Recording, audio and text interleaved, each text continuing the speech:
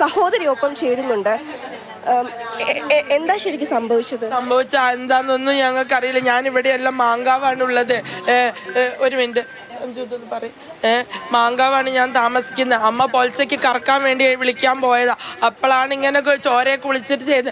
ആരോ ഇത് ചെയ്തോനെ മാത്രം ഞങ്ങൾക്ക് കിട്ടിയാൽ മതി, വേറെ ഒന്നുമില്ല. എൻ്റെ അച്ഛൻ എന്ത് വിചാരിച്ച് ജീവിക്കൂ? എൻ്റെ അച്ഛൻ ആകുള്ളൊരു തണലിൻ്റെ ഏട്ടനാ. എന്ത് വിചാരിച്ച് ജീവിക്കൂ? എൻ്റെ അച്ഛനെ സുഖമില്ലാത്ത ഒരാളാ. ഓനുണ്ടല്ലോ എന്ന് വിചാരിച്ചു. എനിക്കായാലും ഞങ്ങളെ വീട്ടുകാർ പറയത്തക്ക ശത്രുക്കൾ ആരെങ്കിലും ഉണ്ടോ? ശത്രുക്കൾ എല്ലാവരോടും നല്ല പോലെയാണ്, എല്ലാ കുടുംബങ്ങളോടും നല്ല പോലെയാണ്.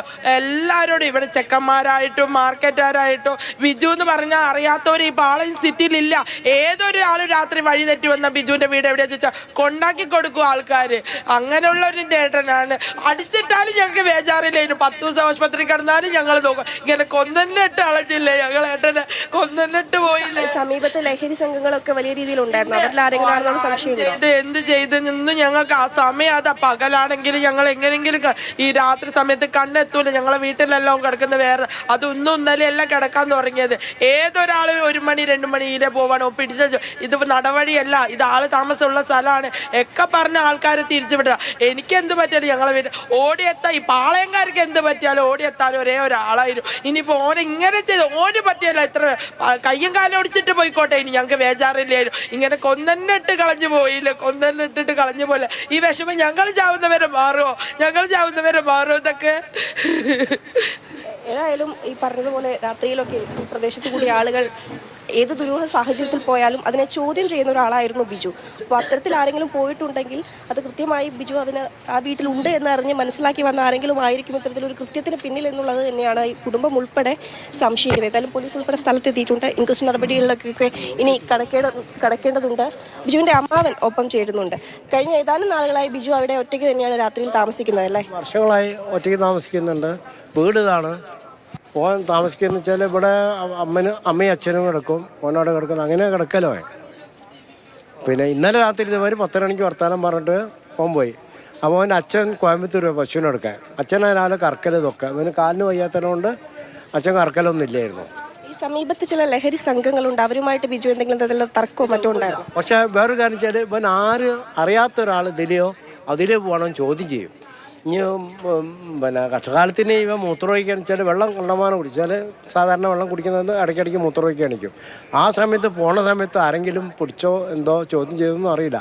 ആരെ കണ്ടാലും അവൻ ചോദ്യം ചെയ്യും. ഒറ്റയ്ക്കേ ചോദ്യം ചെയ്യുള്ളൂ, ഞങ്ങൾ ആരും വിളിക്കൂല. പക്ഷേ ഇതിൻ്റെ ബാക്കിലേക്ക് അവിടെ ഒരു മാഫിയ സംഘം തന്നെ ഉണ്ട് അവിടെ. അതിനൊരു പ്രായച്ചിൽ നിന്നാലും ഞങ്ങൾക്കൊക്കെ ഇവിടെ ജയിക്കാൻ പറ്റുള്ളൂ. ഇത്രേ ഉള്ളൂ പറയാനുള്ളൂ. പതിവ് പോലെ 3 മണിക്ക് എണീറ്റ് കാണാതെ ആയപ്പോൾ അമ്മ പോവുകയാണ്. 3 മണിക്ക് എണീക്കുന്നതല്ല, പുള്ളി എണീക്കല് 5:30 മണിക്കാണ്. അമ്മ വന്ന് വിളിക്കാൻ നേരത്ത് അച്ഛൻ ഇല്ലാത്തതുകൊണ്ട് കറക്കാൻ പുള്ളീനെ വിളിച്ചതാണ്. കാലിന് വയ്യതുകൊണ്ട് കറക്കലില്ല. കറക്കാൻ പുള്ളീനെ വിളിച്ചപ്പോൾ പിന്നെ 3 മണിക്ക് എന്നോട് അലാറം വെക്കാൻ പറഞ്ഞു. അലാറം വെച്ച് നോക്കുന്ന സമയത്ത് ഞാനും മൂത്രയ്ക്ക് അവിടെ പോവാം. അങ്ങനെ പോയി നോക്കുന്ന സമയത്ത് പിന്നെ പുറത്തുനിന്ന് കുറ്റിയിട്ടിക്കണ്. ഫാനിൻ്റെ ഒച്ച, ഫാനിട്ട് കിടക്കുള്ളൂ. എത്ര തണുപ്പായാലും ഫാനിട്ട് കിടക്കുള്ളൂ. അപ്പോൾ ഒന്നും കാണുന്നില്ല. അപ്പോൾ ഞാൻ നേരെ അവിടെ വന്നു. ഇനി 4 മണിക്ക് വിളിക്കാം. അവൻ പറഞ്ഞു 4-4:30 വിളിച്ചായിരുന്നാണ്. ഇവിടെ നിന്ന് വിളിക്കാമെന്ന് പറഞ്ഞു. അപ്പോൾ പിന്നെ അത് കഴിഞ്ഞിട്ട് 2 മിനിറ്റ് കഴിഞ്ഞപ്പം എൻ്റെ അമ്മ വന്ന് വിളിച്ചാണ്. എന്നെ മുരളീന്നാ പേരാണ്, മുരാന്ന് വിളിക്കാം. മുരാ വേം വാ, ബിജു കിടക്കുന്നതാണ്ടോ എന്നാണ്. അപ്പോഴത്തേക്കും 30 വാതിൽ തോന്നുന്നു ലൈറ്റ് ഇട്ട് നോക്കിയപ്പോൾ ബ്ലഡ് കുളിച്ച് കിടക്കുന്നതുണ്ട്. 30 തല അടിച്ചിട്ട് കിടന്നു പോയതെന്നുള്ള പിന്നെയാണ് ഇതൊക്കെ കാണുന്നത്. അങ്ങനെയാണ് ഉണ്ടായത്. അങ്ങനെ ഞാനും 30 കൂടി ഉള്ളിൽ കയറി ഒക്കെ നോക്കി. അപ്പോൾ ഞാൻ നേരെ പോയി നമ്മളെ മാർക്കറ്റിൻ്റെ അപ്പുറമുള്ള പോട്ടർമാരെ വിളിച്ചുകൊണ്ടുവന്നു.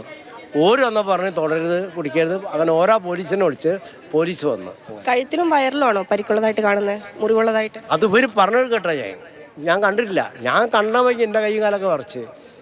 അവർ പറഞ്ഞ കഴുത്തിൻ്റെ ഇവിടെയുണ്ട്, ഇവിടെ ഒരു കുത്തുണ്ട്, കൈക്കൊക്കെ വരണ്ട്. അത് പോലീസുകാരെ പറഞ്ഞിട്ട് ഞാൻ അറിയുന്നത്. സംഭവ സ്ഥലത്ത് നിന്നുകൂടിയാണ് അഞ്ജന വിവരങ്ങൾ നൽകിയത്. കുടുംബാംഗങ്ങൾ ഉൾപ്പെടെയാണ് സംസാരിച്ചത്. പുലർച്ചയോടുകൂടിയാണ് ഇങ്ങനെ ഒരു സംഭവം. അമ്മ വന്ന് നോക്കിയപ്പോഴാണ് ഈ വിവരം അറിയുന്നത്. എന്താണ് സംഭവിച്ചത് എന്ന് തുടങ്ങിയ അന്വേഷണത്തിലാണ് പോലീസ്. കൊലപാതകം തന്നെയാണ് എന്നാണ് സഹോദരി ഉൾപ്പെടെ പറയുന്നത്. അങ്ങനെ ഒരു സംശയം നിലനിൽക്കുന്ന സാഹചര്യത്തിൽ അന്വേഷണവും പുരോഗമിക്കുകയാണ്. അവിടെ അതിന്റെ നടപടിക്രമങ്ങളും പോകുന്നുണ്ട്. അഞ്ജന സുകുമാരനാണ് നമുക്ക് വിവരങ്ങൾ നൽകിയത്.